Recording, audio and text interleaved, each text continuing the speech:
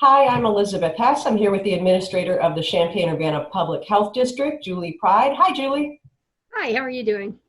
I'm doing okay. We're in the middle of a warm weekend. A lot of people have been outside. I've seen the video, Ocean City, Maryland, Lake in the Ozarks. Now that people are out, is there any way we won't see a spike in cases in 2 to 3 weeks? Well, it depends on what we do. I guarantee you they're going to see spikes in the Ozarks and some of the things that you're talking about that were online where people were really crowded. I think just, it's getting to be summer, the weather's nice, and people can absolutely get out there and do it safely. And, I haven't seen a lot of stuff going on in our community that looked concerning. Of course, it's not like I'm flying over with a drone or anything, but I mean, just in general, people seem to be kind of going about their business and doing things differently, but still going out and having fun. We are about a week away from a lot of Illinois opening, the next phase of reopening. When we don't need to go out, should we still stay home? I know we should wear masks, but how do we enact this next phase? So it's going to be one of those things where if you don't have to go out, you probably won't want to go out. I mean, I don't think you'll just want to go out and go shopping for your entertainment because that would risk more exposures. But there is a lot of stuff that people can do.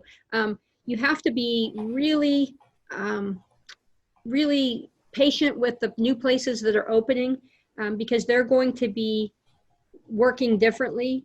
And when they have guidelines up that say, when you're in there, wear a mask, wear a mask. I mean, they're trying to protect their employees as well as the community. So restaurants are going to do that. It's going to be different. It might take them a while to get used to it, but I think that they absolutely can do it safely. And there are, groups, the Chamber of Commerce was working with the city of Champaign and the other cities and the business groups, and they put together a really nice website called champaigncountysafe.org so that you can go in ahead of time. Let's say you want to know what your barber is going to do differently. You'll be able to go in there and see that, or your hairdresser or a retail store or whatever. But it's mostly going to all center around the three things that we keep saying. Staying at least 6 feet away from people who are not in your cohort, so your household basically, washing your hands frequently and wearing a mask when you're in public. Now, obviously, when you're in a restaurant, you're not going to sit there and try to ram food through your little cloth face covering, although if you do, I hope someone gets video of that. But but when you walk into the restaurant or walk through the restaurant to go out to the outside dining, please keep your mask on. And then when you get to your table, they're probably going to tell you to remain seated the whole time you're there, so that everyone's wanting to avoid is that people start seeing this as just sort of an outdoor festival, because that's going to cause problems, and that'll cause problems for the restaurants. It'll cause problems for the community. So there are rules that are put in place, excuse me, that will keep everyone safe and will allow things to start slowly opening. Our children, our teenagers are looking forward to going to public places and seeing their friends. They're desperate to have interaction with their peers. Mm-hmm. What can we do now in parks? Stay 6 feet away? Can we have picnics with people as long as we're not sitting on the same blanket? Absolutely. There have been so many creative things done that people have sent me ideas.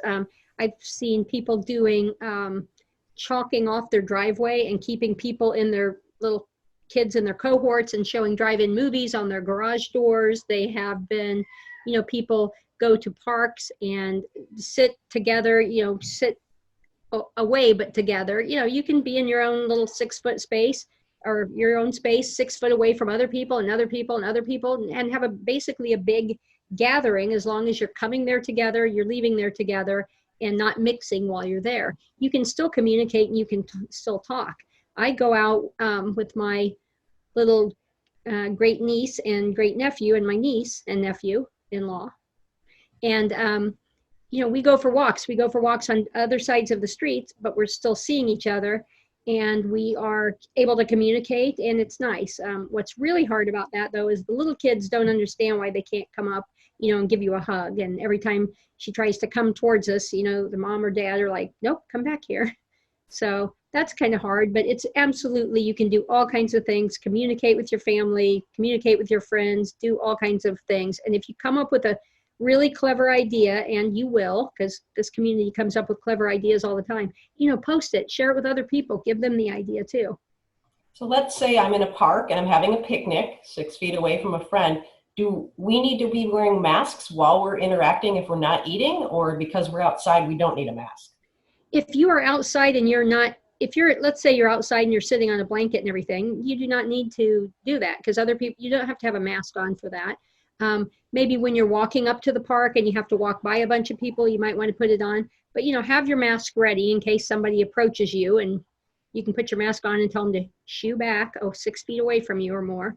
But it's not, the masks, again, are to keep droplets in. So they're most important to do when you're inside of a place, or when you're outside but you cannot maintain distance, and usually that would be job related. So that's the importance of that. You don't have to have masks on the entire time. People don't wear masks in their household if they're not sick and they're with their people that they're around all the time. Same kind of thing. You just have to think about time and distance. Always try to stay away from people, and if you have to be closer to somebody, like in a grocery store or something, try to do that as quickly as you can. So I haven't gotten the test out at Marketplace Mall, but I've had a lot of people that have gone through the line and said it's incredibly efficiently run. How is that testing going? Yeah, it's going very well. The difference between the testing we originally had, which was a nasopharyngeal swab, which goes way up into the middle of your head, it doesn't hurt, but it feels weird. And then the ones that they're doing now are nasal swabs. So those are self-collected. So it's basically like sticking a little Q-tip in each nostril, swirling it around in there for 5 seconds each, and that's it. So that's going to be able to expand our testing a lot, because when you can do self-collected samples that are as specific and sensitive as the more difficult test, then that makes everything better. And ideally, and testing keeps evolving, so ideally we would have it where we could do something that simple and have a really effective, test where you'd have your results back in 5 minutes or 10 minutes or something like that. That would really be very helpful. It would also be very helpful if we knew that the antibody test, we knew what that meant. That would also be really helpful. Speaking of testing and rapid results, how many cases do we currently have that are active in Champaign County? Okay, let's see here. I have to pull up my little. And while you look at that, while you find that data, are we higher or lower than last week? We are, you mean as total number of tests or active tests? Active. We're higher. So we, right now, cumulative total, we have 552 cases. That's cumulative since the beginning of this. We've done 11,661 tests in our county. So 234 cases are active right now. That's a lot of cases right now to be active. 4 are currently hospitalized. And of course, we had the 7 deaths. We are actually right now working on about 24 different outbreaks right now. But an outbreak is 2 cases or more.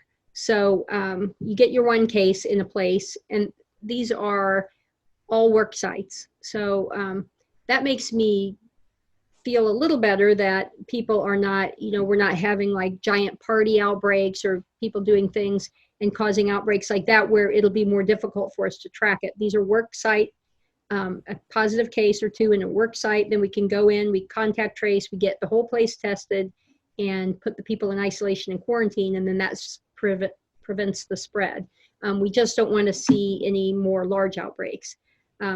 So people ask all the time about, what's the difference between, let's say, going to a church or going to a store?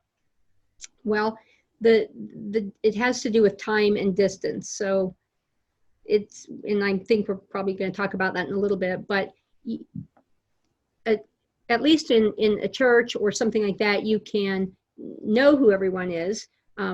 Ideally, there would be some kind of record keeping that helps out public health. But when you have big events or even parties and things, there's no tracking of that. So when we go to do our contact tracing, it makes it very hard for us to say, you were at some big party on campus or out in the country or in town or wherever it was.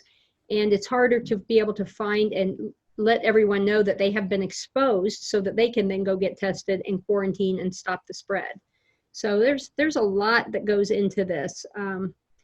There's a lot that goes into how things are being reopened by phases. And when you go, like, for example, when the barbershops and the hair salons open, people will have names because everything's going to be done by appointment. So we will be able to notify someone if there is an outbreak. You mentioned houses of worship, and those are now considered essential. Many of them opened actually yesterday. That makes me nervous to sit in a congregation. I know everybody in my congregation. We can sit 6 feet apart, but we're in the same pews. We're sharing books. How do you keep houses of worship from spiking in cases? Well, there is a lot of guidance out there, so that when they are ready to reopen, hopefully they're preparing for that now, because there's a lot of guidance out there. It's guidance that a lot of people probably aren't going to like, but it's important. So one of the things is, no books in the back of the pew or wherever you put your books, whether it's a hymnal, a Bible, a Quran, a Torah, whatever. I guess you don't have a Torah in the back of your book, in the back of the seat, but you know what I mean, that you have the things that are shared and commonly touched. You probably won't be doing that. There's other ways to do it. They could give everybody little music sheets when they come in. Well, no, not music sheets, because that's another thing. Singing is one of the things that people don't realize, that it really expels a lot of breath into the air. And then if somebody is infectious, that is going everywhere, because when you sing, when you talk, it comes out, to a certain degree, but when you sing, it just really goes out. And if you sing like me, it goes flying out and people are like, and then they suck it right into their lungs. So you got to be extra careful with that. But so singing is a thing that is during a pandemic or during a respiratory outbreak, it is more dangerous than just talking. Same thing with like shouting. That is also more dangerous because it projects things a lot farther. So there are ways to do it, and places are looking into that and working on it, but it's just going to be one of those things that they're going to have to decide for themselves. Can I continue on doing it like we've been doing it to keep myself safe? And it's going to be individual risk assessments like that when places do open. And I can tell you that our advice would be that if you have any type of underlying health condition, or you're older, or you have something that could make you more at risk, we would suggest not doing that until the pandemic is passed. You're reading my mind of what I'm going to ask you next somehow. And recently, hydroxychloroquine has been in the news, azithromycin, an antibiotic I've taken for strep throat and bacterial infections. COVID-19 is a virus.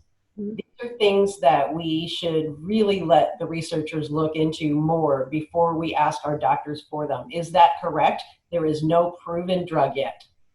That's correct. I mean, there's all kinds of things being studied, but again, in our community, we have the just really great healthcare systems in our community. I would not ever go in and suggest a drug to them. They are going to be at the most current, on the most current effective treatments that are out there. They're going to be involved in different types of studies that are going on. So, you need to absolutely trust your healthcare provider, because they're the ones keeping up on this. It's never a good idea to read about something on the internet or something like that and then go in and demand it from your healthcare provider. We saw what happened with the antibiotic, resistance, with people like practically demanding antibiotics for things that you shouldn't have antibiotics for. And like you said, the virus, there's no usefulness for that, for a virus. I don't know what they were doing with it in the study. I don't even know, but I don't pay a whole lot of attention to the medications. was doing this back during HIV/AIDS, when every little thing that popped into the news, it's like a glimmer of hope. And so I understand why people that are anxious and scared, they really want something, they want a prophylaxis, or they want a treatment, or they want something that's going to help should they get it. I understand that.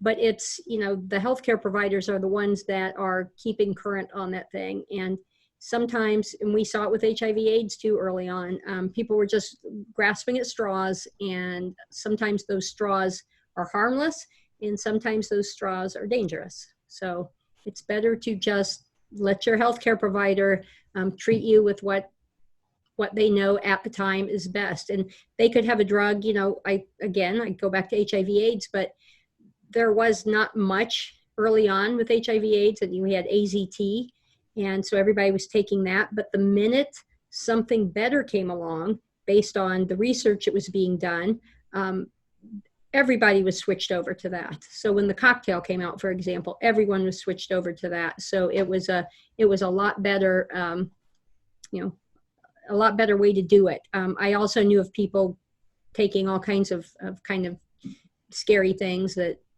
might have been harmful. So listen to your healthcare providers.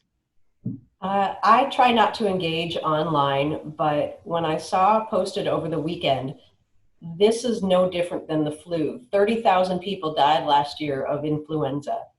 I had to jump on and explain that that's 30,000 people over a year. This is 100,000 over 3 months. How is this different than the flu? Yeah, it's a lot different than the flu. And even if it were a flu virus, which it is not, but even if it were a flu virus that had this type, that was so novel that no one had any immunity to it, it would still, this is what it's hard for people to understand, is with flu, there's never a time where everyone is completely naive to this, so that everyone has a chance of getting it and potentially having, very negative outcome. With this, no one has immunity to it. And so it is going to continue spreading as long as we give it the opportunity to. So anytime, if I have the virus in me, it's going to be doing every single thing it can to get out of me and get into somebody else, and then to get into somebody else and get into somebody else. Because if I just am isolated and can't go anywhere, and it's going to stop with me. So as we give it the opportunity to spread, it's going to spread and spread and spread. And while the vast majority of people will be fine, it will kill others, and it will cause serious long-term problems for people.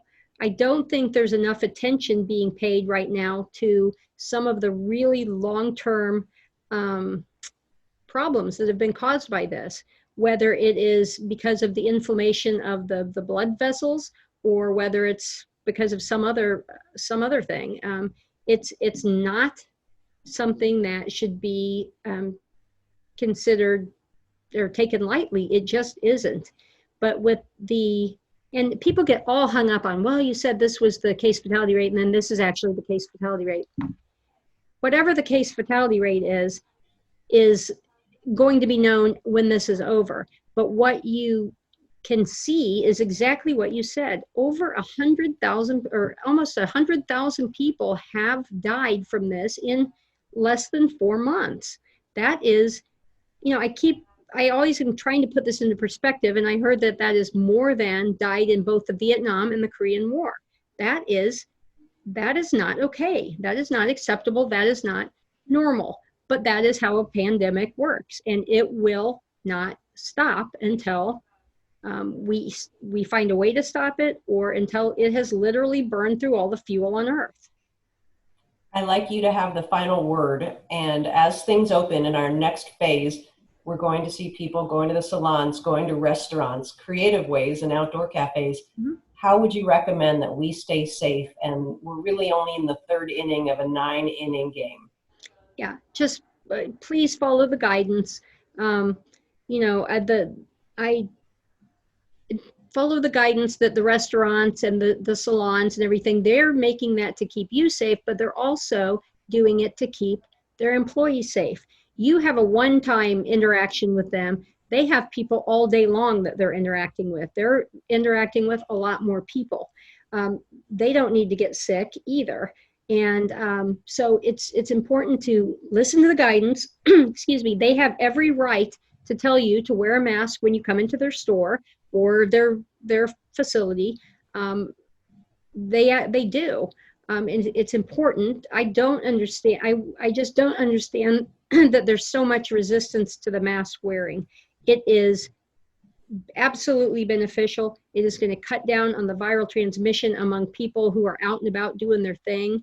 And I don't understand it. That to me is just not a hill to die on, the not wearing a mask, because people are like, well, this is, nobody's going to be telling me what to do. But if everybody acted that way, why would restaurants not just say, meh, I don't like these rules. We're not going to wash our hands. Let's not wash our hands. Yeah, they're not laws. They're sensible public health regulations or sensible public health guidance, things to do. So we don't want people out there just, I don't understand. I just don't understand seeing the mask as a political thing or something like that. So that's kind of hard for me. But if you're not worried about yourself, you should still please be worried about other people, especially the people who are out there working, because of the 24 outbreaks that we're working right now, those are all in workplaces. Those are people who are already in their workplaces doing what they're supposed to be doing. But you can't prevent somebody from getting this if they're in close contact with somebody. You just can't, unless they're doing everything, right all the time. So just please follow the guidance and be nice to people. Be especially nice to the people who are working in these new situations, because it's new for them. You're wearing a mask while you trot through the store or eat or walk through the restaurant. They're having to wear it the entire time. So, be kind to people, be tip heavy. All right. Thank you so much, Julie Pryde. I do want to thank Jason Liggett, who is working on a holiday, a wonderful producer, Urbana Mayor Diane Marlin as well. You've been so generous in letting us do these updates, as well as UPTV. And thank you on this Memorial Day to the servicemen and women of this country. Julie Pryde, Administrator of the Champaign-Urbana Public Health District, thank you so much for these updates. Please stay safe.